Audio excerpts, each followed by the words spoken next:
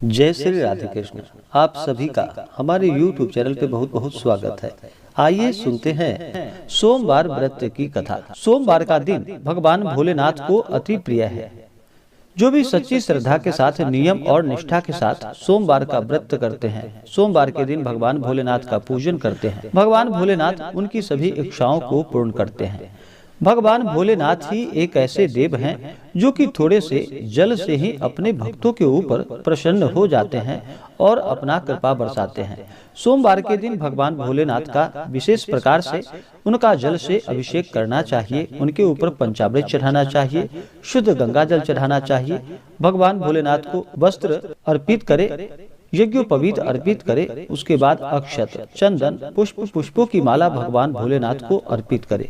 भगवान भोलेनाथ को बिलपत्र अति प्रिय है, तो बिलपत्र पे राम का नाम लिख करके या नमः शिवाय लिख करके बिलपत्र भगवान भोलेनाथ को 3 पत्ते वाला अर्पित करे। भांग, धतूरा, शमी पत्र आदि भगवान भोलेनाथ को अर्पित करे। धूप और दीप दिखाएं। भगवान को अनेक प्रकार का नैवेद्य, ऋतु फल आदि या जो भी प्रकार का मिष्ठान हो, आप अपने श्रद्धा और सामर्थ्य के अनुसार भगवान को अर्पित करें। नैवेद्य के बाद भगवान को जल से उनका आचमनी कराएं। उसके बाद फिर द्रव्य दक्षिणा चढ़ाएं। सोमवार का व्रत का कथा श्रवण करे तो लाभकारी होगा। उसके बाद भगवान की आरती करे। जो सच्ची श्रद्धा के साथ इसी प्रकार से भगवान का पूजन करते हैं, व्रत करते हैं, कथा श्रवण करते हैं, भगवान भोलेनाथ उनकी सभी इच्छाओं को पूर्ण करते हैं। तो आइए सुनते हैं सोमवार व्रत की कथा। तो बोलिए प्रेम से भगवान भोलेनाथ की जय, माता पार्वती की जय। बहुत समय पहले की बात है कि एक नगर में एक बहुत ही धनी व्यापारी रहता था। दूर दूर तक उसका व्यापार फैला हुआ था। नगर में उस व्यापारी का सभी लोग बड़ा ही सम्मान किया करते थे। इतना सब कुछ होने के बाद भी वह व्यापारी बहुत दुखी था, क्योंकि उस व्यापारी का कोई संतान यानी कि पुत्र नहीं था। दिन रात उसे एक ही चिंता सताया करती थी कि उसकी मृत्यु के बाद उसके इस इतने बड़े व्यापार और धन संपत्ति को कौन संभालेगा।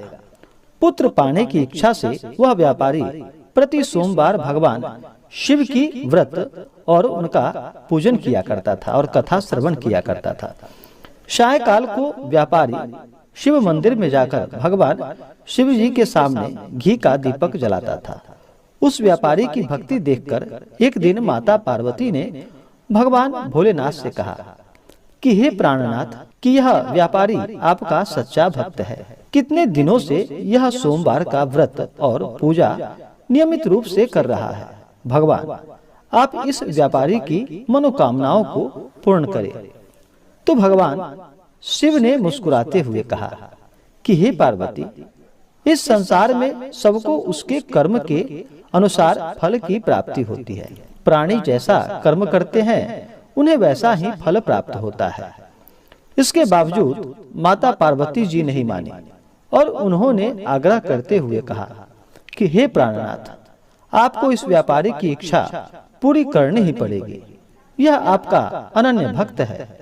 प्रति सोमवार आपका विधिवत व्रत रखता है और पूजा अर्चना के बाद आपको भोग लगाकर एक समय भोजन ग्रहण करता है। आपको इसे पुत्र प्राप्ति का वरदान देना ही होगा। माता पार्वती का इतना आग्रह देखकर भगवान शिव ने कहा कि तुम्हारे आग्रह पर मैं इस व्यापारी को पुत्र प्राप्ति का वरदान देता हूँ, लेकिन इसका पुत्र 16 वर्ष से अधिक जीवित नहीं रहेगा। उसी रात भगवान शिव ने उस व्यापारी को स्वप्न में दर्शन देकर उसे पुत्र प्राप्ति का वरदान दे दिया और उसके पुत्र के 16 वर्ष तक जीवित रहने की बात भी बताई।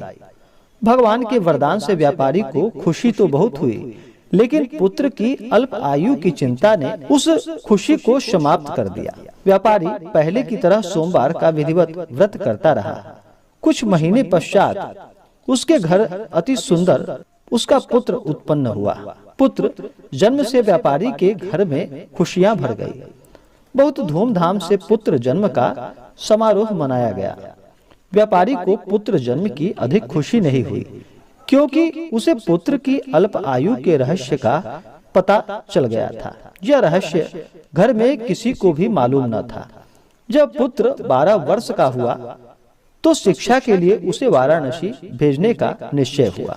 व्यापारी ने पुत्र के मामा को बुलाया और कहा कि पुत्र को शिक्षा प्राप्त करने के लिए वाराणसी छोड़ आओ।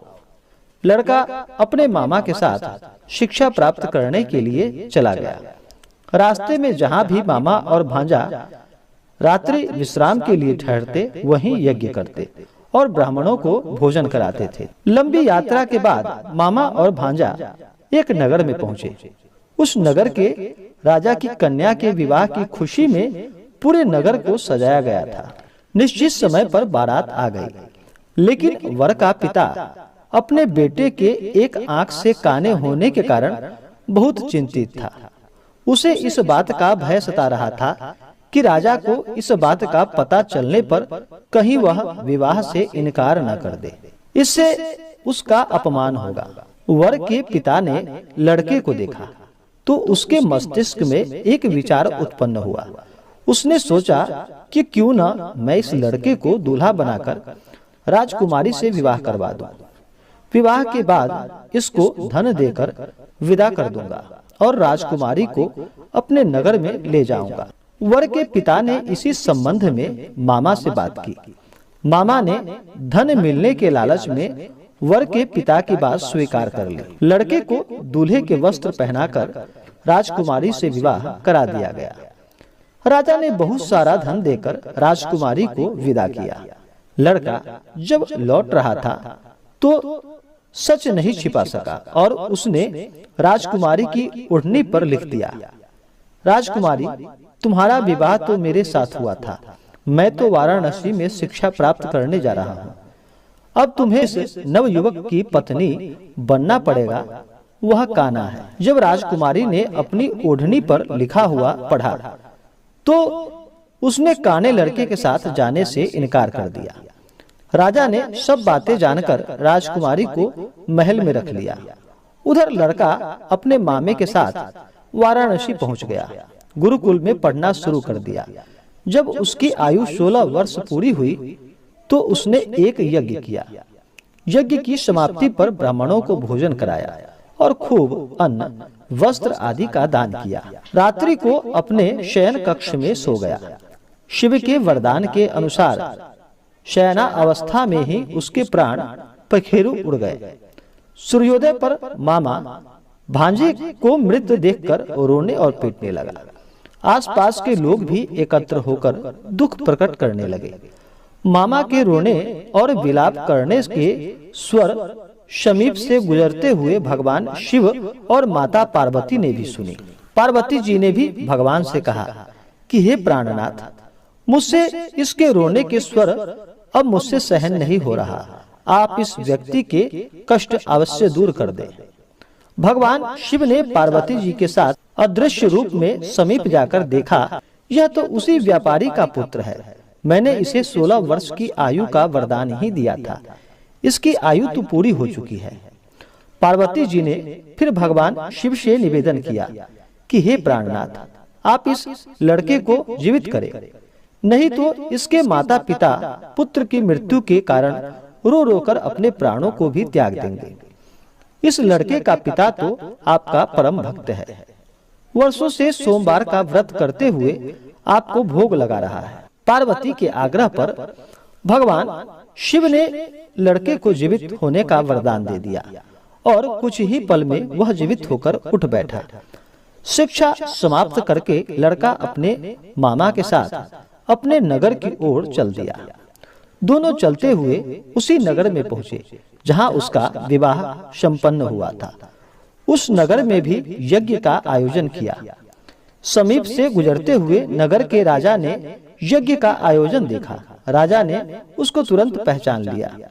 यज्ञ समाप्त होने पर राजा मामा भांजा को महल में ले गया और कुछ ही दिन उन्हें महल में रखकर बहुत सा धन देकर, वस्त्र देकर राजकुमारी के साथ विदा किया। रास्ते में सुरक्षा के लिए राजा ने बहुत से सैनिकों को भेजा। नगर में पहुंचते ही एक दूत को घर भेजकर अपने आगमन की सूचना भेजी। अपने बेटे को जीवित वापस लौटने की सूचना से व्यापारी बहुत प्रसन्न हुआ। भूखे प्यासे रहकर व्यापारी और उसकी पत्नी बेटे की प्रतीक्षा कर रहे थे। उन्होंने प्रतिज्ञा कर रखी थी कि यदि उन्हें अपने बेटे की मृत्यु का समाचार मिला तो दोनों अपने प्राणों को त्याग देंगे। व्यापारी अपनी पत्नी और मित्रों के साथ नगर के द्वार पहुंचा। अपने बेटे के विवाह का समाचार सुनकर पुत्रवधू राजकुमारी को देखकर उसकी खुशी का ठिकाना न रहा। उसी रात भगवान शिव ने व्यापारी के स्वप्न में आकर कहा कि हे श्रेष्ठी, मैंने तेरे सोमवार के व्रत करने और व्रत कथा सुनने से प्रसन्न होकर तेरे पुत्र को लंबी आयु प्रदान की है। व्यापारी बहुत प्रसन्न हुआ। सोमवार का व्रत करने से व्यापारी के घर में खुशियां लौट आई।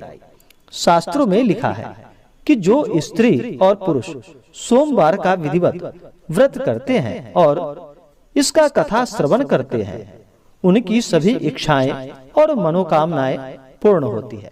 इसी प्रकार से जो भी भक्त, जो भी जातक सच्ची श्रद्धा के साथ, नियम और निष्ठा के साथ सोमवार का व्रत करते हैं, सोमवार व्रत का कथा श्रवण करते हैं, भगवान उनकी सभी इच्छाओं को पूर्ण करते हैं। तो आशा करता हूँ कि यह जानकारी आपको अच्छा लगा हो। ऐसे ही ज्ञानवर्धक जानकारियाँ प्राप्त करने के लिए हमारे इस चैनल पे अगर आप नए हैं तो चैनल को लाल बटन दबा करके सब्सक्राइब करें, साथ में बेल आइकन घंटी को दबाएं ताकि मेरे वीडियो का नोटिफिकेशन आपको समय से मिलता रहे। वीडियो को लाइक करें, शेयर करें, सुखी रहे और स्वस्थ रहे। जय श्री राधे कृष्ण। धन्यवाद।